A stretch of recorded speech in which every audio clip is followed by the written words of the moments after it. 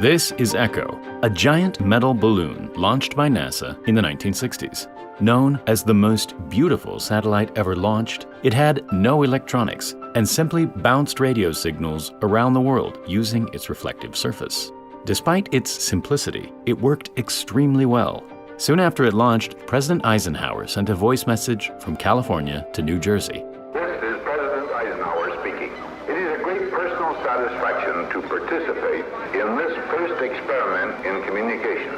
Up until this point, all communication around the world had to be done using a crazy maze of undersea cables. So the idea of satellite communication was mind-blowing. But not everyone thought it would work. Some engineers thought that the Earth's ionosphere would block any radio waves trying to pass through. So before Echo was ever launched, NASA had to prove that satellite communication would work.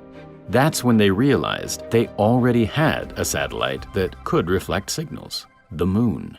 And so, in a series of tests, they successfully used the Moon as a giant reflector to send voice signals from New Jersey to California. But how did this actually work? In the same way that light bounces off a mirror, radio waves can also be reflected. As the signal is bounced off the surface, it spreads out in every direction. A small portion of the signal will make its way back to Earth, where it can be picked up by a receiver in a different location. A larger reflector will return a stronger and more focused signal. And so, in order for these balloons to work, they had to be absolutely massive. Echo 1 was made from a giant sheet of mylar plastic, 1/10 the thickness of a human hair. The sheet was cut up into over 100 gores, which were each covered in a thin layer of aluminum to give the balloon its shiny surface. The gores were then glued together to create the final sphere. On Earth, the balloon needed an entire 18 tons of air to keep it inflated. In space, only a few kilograms were needed. This is because on Earth, our atmosphere pushes against the balloon, and so more air is needed to counteract this. In space, there is no atmosphere, and only a tiny amount of air is needed to fill the balloon. Once it was complete, NASA inflated Echo for the first time, and in 1958, this giant balloon came to life. This would be by far the biggest thing ever launched into space, and the only way it would get there was by packing it down and inflating it once it was in orbit. But this proved to be a massive challenge. Without its own air supply, how did Echo actually inflate itself? Well, a fresh supply of air was carried up to the balloon every month using the Starship Enterprise. Just kidding, no Starship Enterprise was used in Project Echo. But they were used in the sponsor of today's video, Paradox, with their new game, Star Trek Infinite, a strategy game that puts you in charge of colonizing and exploring other civilizations within the Star Trek universe. As the head of your civilization, you can choose to play as one of the 4 main civilizations and take on iconic captains and officers like Picard, Janeway, Sisko, and Data. There is no single way of playing. You can deal with other civilizations peacefully, or take them over using all-out warfare. You are in command.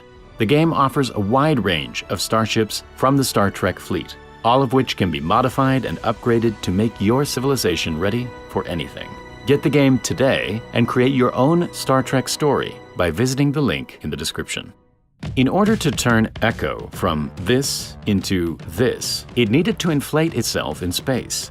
Instead of carrying its own air, the balloon had small canisters of benzoic acid, a special powder that turns straight from a solid into a gas when exposed to heat. And so, when the balloon was released into space, the heat from the sun would quickly turn it into gas, causing it to expand inside the balloon. In just a matter of seconds, this enormous balloon would be fully inflated. But having such a massive object in space made it a target for micrometeorites. To combat any small punctures to its skin, Echo 1 carried extra supplies of benzoic acid that could be released to maintain the balloon's pressure. Echo 2, on the other hand, had a better solution. Its skin was also made of mylar, but it was sandwiched between 2 sheets of aluminum foil. When the balloon was pressurized, the foil would get stretched, causing it to stiffen up and harden in place. This made the balloon rigid. Even if micrometeorites hit the balloon, it would maintain its shape. Of course, these giant shiny balloons ended up being extremely visible. For an entire decade, they were some of the brightest objects in the night sky, even brighter than the North Star. But this brightness was actually a key feature. In order to actually send and receive signals, the ground stations had to be able to track and lock onto the balloon as it moved across the sky. And so the easiest way was to simply point the antenna dish directly at the balloon when it was visible. Of course, this was only possible when the balloon happened to be over that part of the Earth, and only during twilight hours when the sun was illuminating the balloons. If the balloons couldn't be seen with the naked eye, they could rely on NASA's tracking network, which did its best to predict the orbits of satellites. On Echo 2, they included a tracking beacon, which sent out a pulse and made the balloon much easier to track during the day. Most of Echo's communication was done between purpose-built ground stations in California and New Jersey. But Project Echo was a global experiment. Thanks to its polar orbit, the balloons passed over every part of the world, allowing transmissions to be done by anyone that had the equipment. Transmissions were even done between the US and the Soviet Union, who nicknamed the balloon the Friendly Sputnik. But the balloons weren't just useful for sending signals around the world. They were also used to accurately measure the size and shape of Earth. At the time, our most accurate measurements relied on star triangulation, which meant that the actual distances between continents and cities could be off by over 100 kilometers. And so scientists used Echo to map the exact location of various points all around Earth. First, they measured the signal travel time from 2 different locations, which would give them the distance to Echo. Then, by measuring the angle that Echo appeared in the sky, the scientists could form a triangle. With this, the distance between both points could be calculated to within a few meters. This made our measurements of the Earth around 10 times more accurate. But the science didn't stop there with Echo. After all, NASA was only a couple years old at the time, and very little was known about the long-term effects that satellites would experience in space. One of the biggest unknowns was atmospheric drag. Even at an altitude of 1,500 kilometers, there are tiny traces of atmosphere that will slow down objects in orbit. And with such a large surface area, these balloons felt the effect more than any other satellite.